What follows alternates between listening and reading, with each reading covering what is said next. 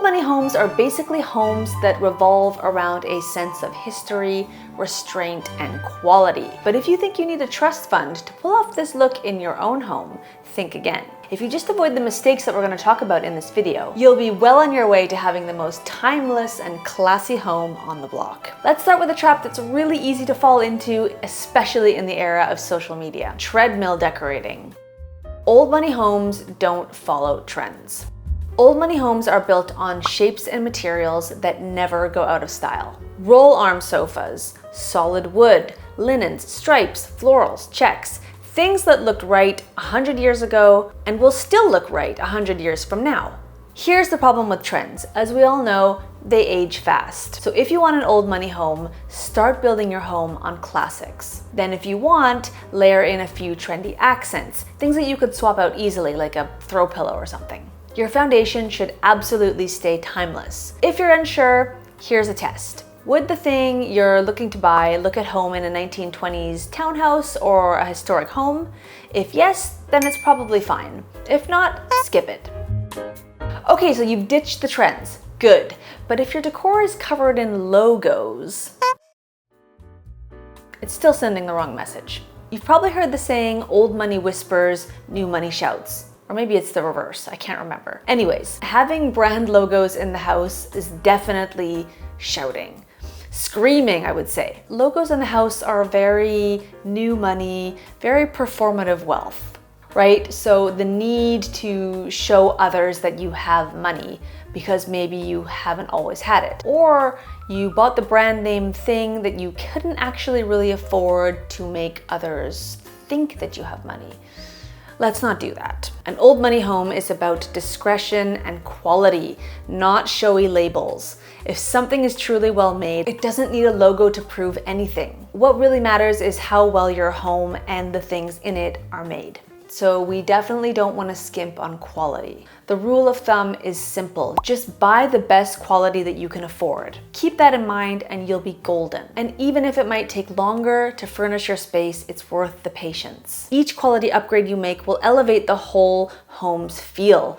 Old money interiors look like they were built to last, not built for one season. And that doesn't mean you have to live in an empty house while you wait for the perfect piece. Nobody wants that. You know, there's a balance. Fill your rooms enough to live comfortably, but keep your eye on upgrading to the best quality you can reasonably afford over time. And remember, perfection is not the goal here. In my opinion, a few dents or scratches tell a story. If you've got everything looking too perfect and too new and too shiny, your home can just start to look like a Costco catalog, which is sad and soulless, and it brings me to the next mistake. Rooms that are technically decorated but have zero soul. Old money interiors overflow with signs of a life actually lived. Shelves of well-thumbed books, artwork collected over time, family portraits, antiques, weird, quirky stuff. And it's not that it should be cluttered, there should just be some evidence of taste and time. Just skip the influencer decor, the fake books, the mass-produced art prints, or the stacks of coffee table books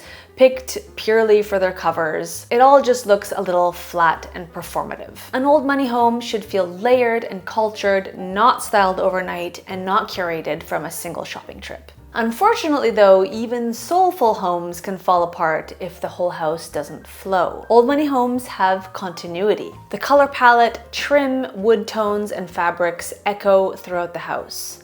Sure, a study might be moodier than a dining room, but they still belong to the same family. And that's hard. Getting that cohesive look might actually be one of the biggest decorating struggles. I think that when you walk room to room in a house and you feel like you're in 6 different homes, it's usually because the space was decorated at different times. So you definitely want to choose a few elements in your home that repeat throughout. Carry a wood tone, echo the same or similar patterns in different rooms, have antiques from similar periods in different rooms. All of this helps to tie everything together. In an old money home, you definitely want to stick to classic palettes.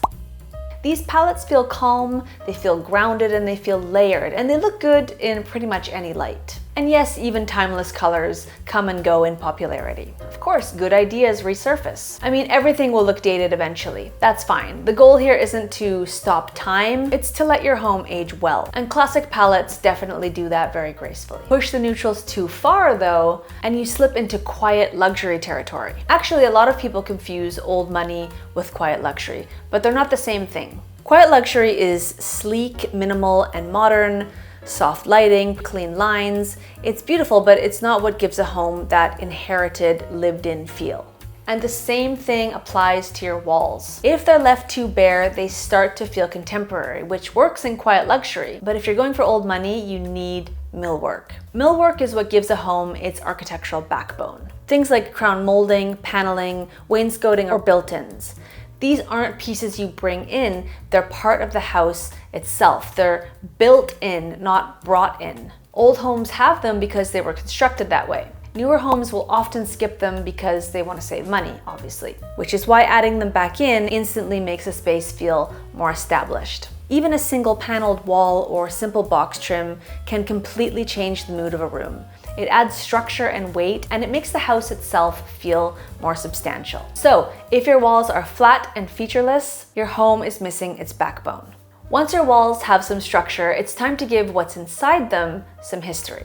Old money homes almost always mix in antiques and heirlooms. That's what gives them depth and personality. They're layered over time and not just all filled in all at once. If everything in your home is brand new, it's gonna look that way. Real old money interiors feel evolved, as if each piece was collected over decades, even over centuries, and definitely not bought new just last week. And you don't need generational wealth to pull this off. Estate sales, thrift stores, antique markets, Facebook Marketplace, that's where the good stuff hides. And this isn't a secret anymore, but these places are still worth checking because you'll often find better craftsmanship and materials than you would if you were to buy new. Look for traditional furniture shapes and try to scatter those pieces throughout your home. For example, wingback chairs, pedestal dining tables, gilt or wood frame mirrors. These silhouettes have been around forever and instantly read as classic. Even just one or two heritage pieces can shift the tone of a room completely. Of course, if you've done any amount of thrifting, then you know it takes time. You'll often have to take time out of your day to go see the thing. Usually you can't return it, and it's just a whole commitment. So there's no point in rushing it, and even if you wanted to, I don't think you could. Really, the old money look comes down to patience. You just can't build that kind of home